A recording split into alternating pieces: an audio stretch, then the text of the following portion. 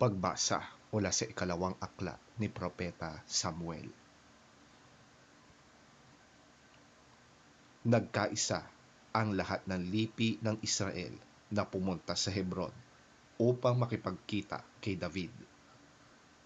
Sinabi nila, "Kami laman ng iyong laman at dugo ng iyong dugo." Nang si Saul pa ang hari namin, pinangunahan mo ang mga kawal ng Israel sa pakikipagdigma.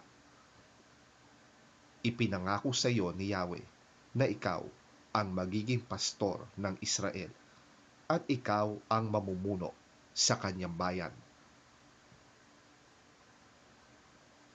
Lahat ng pinuno ng Israel ay nagpunta nga sa Hebron at dooy nakipagkasundo sa kanya sa harapan ni Yahweh. Binuhusan nila ng langis si David at kinilalang hari sa Israel.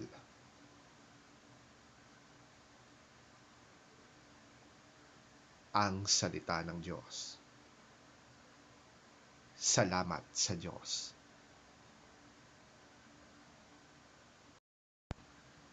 Pagbasa mula sa sulat ni Apostol San Pablo sa mga taga-Kolosas.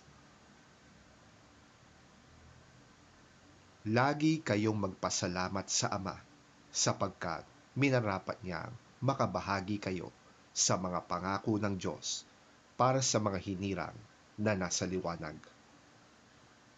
Iniligtas niya tayo sa kapangyarihan ng kadiliman at inilipat sa kaharian ng kanyang minamahal na anak na nagpalaya at nagdulot sa atin ng kapatawaran sa ating mga kasalanan.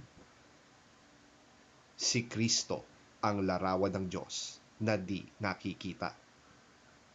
Siya ang panganay na anak at pangunahin sa lahat ng mga nilikha. Sapagkat sa pamamagitan niya ay nilikha ang lahat ng nasa langit at nasa lupa, nakikita man o hindi, pati ang mga espiritual na kapangyarihan, paghahari, pamamahala at pamumuno. Ang lahat ay nilikha ng Diyos sa pamamagitan niya at para sa Kanya.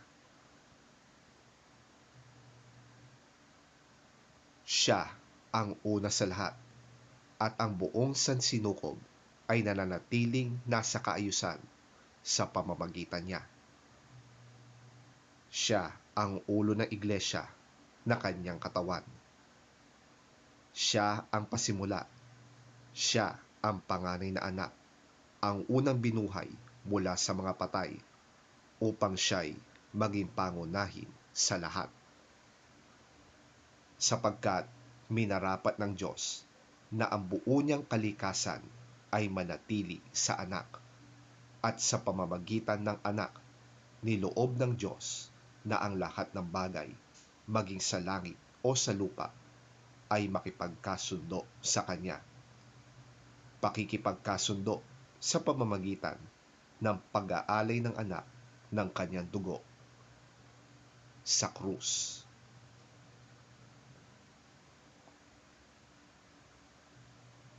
Ang salita ng Diyos.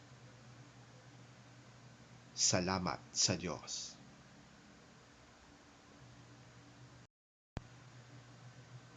Ang mabuting balita ng Panginoon ayon kay San Lucas. Papuri sa iyo, Panginoon. Ang mga tao namay nakatayo roon at nanonood habang si Jesus ay kinukutya ng mga pinuno ng bayan. Sinabi nila, iniligtas niya ang iba, iligtas niya ngayon ang kanyang sarili kung siya nga ang Kristo na hinirang ng Diyos. Nilait din siya ng mga kawal. Nilapitan siya ng isa at inalok ng maasim na alak kasabay ng ganitong panunuya, kung ikaw nga ang hari ng mga Hudyo, iligtas mo ang iyong sarili. Isinulat nila sa kanyang ulunan, ito ang hari ng mga Hudyo. Tinuya rin siya ng isa sa mga salaring nakapako sa tabi niya. Hindi ba ikaw ang Kristo? Iligtas mo ang iyong sarili at pati na rin kami. Ngunit pinagsabihan naman ito ng kanyang kasama. Wala ka na bang takot sa Diyos? Ikaw ay pinaparusahan din tulad niya. Tama lamang na tayo parusahan ng ganito dahil sa ating mga ginawa. Ngunit ang taong ito'y walang ginawang masama. At sinabi pa nito, Jesus, alalahanin mo ako kapag naghahari ka na. Sumagot si Jesus, sinasabi ko sa iyo, isasama kita ngayon sa paraiso.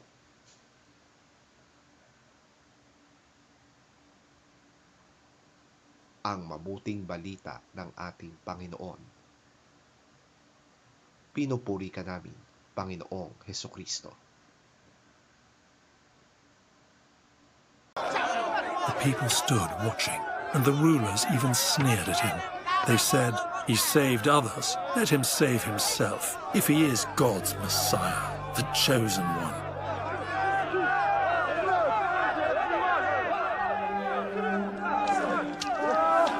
The soldiers also came up and mocked him. They offered him wine vinegar and said, "If you are the king of the Jews, save yourself." There was a written notice above him which read, "This is the King of the Jews." One of the criminals who hung there hurled insults at him. "Aren't you the Messiah? Save yourself and us."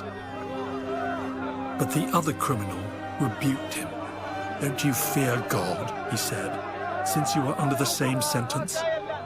We are punished justly, for we are getting what our deeds deserve. But this man has done nothing wrong." Then he said, "Jesus, remember me when you come into your kingdom." Jesus answered him, "Truly, I tell you, today you will be with me in paradise."